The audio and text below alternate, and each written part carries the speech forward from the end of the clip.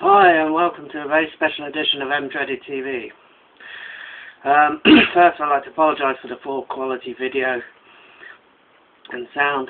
At the moment my webcam is playing up, it's not synchronising sound and pictures properly. Right, and let's get on with the subject.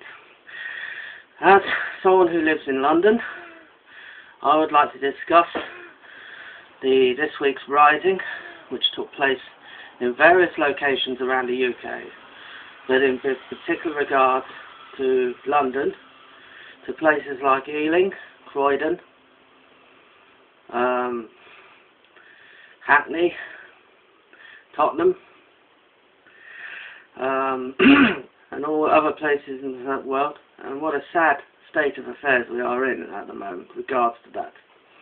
We have seen scenes of people damaging shops, looting, and even committing acts of arson against small businesses and various properties.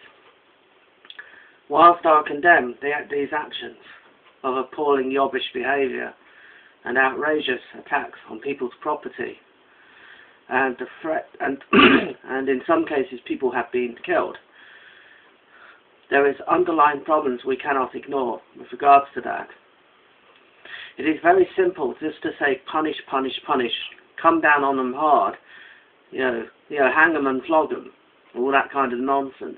That is not going to work. The police have been, from day two anyway, from being very swift in their actions. They've arrested many people and some people have already been sentenced for their crimes. But there are underlying problems that cannot be ignored. The first of which is poverty. I'm not saying this is an excuse, but the reality is, for many people in many parts of this country, there are very little in the way of opportunity.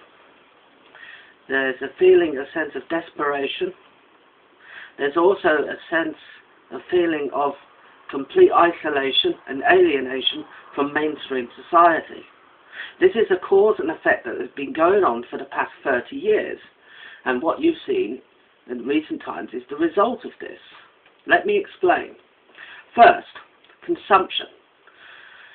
Ever since the late 1970s in particular, this culture of consumption and consumerism has allowed for people to become dependent and also to look upon people with more possessions with envy. It has also been a result of this imagery with advertising and stuff like that. If you look at the adverts, it's almost as if to say, well, if you haven't got this latest product, then you are nothing. You are worthless. You're not worth even looking at. And thus you see the looting of certain items like mobile phones, televisions, iPods and whatnot.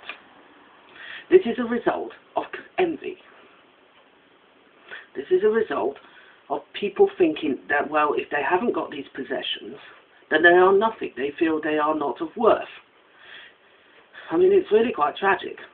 Shouldn't we really be measuring people by what they do, as opposed to what they have got, or how rich they are, or what celebrity status they have? These riots are a result of all this, and I feel it must be tackled with certain urgency. This government has... The government, my God, their handling of this whole crisis has been disgraceful. They have not got a grip on anything.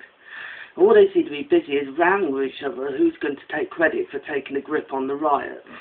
For ordering extra police on the streets. One side says the police said we did it, the government said no, we did it. And they're too busy arguing with each other.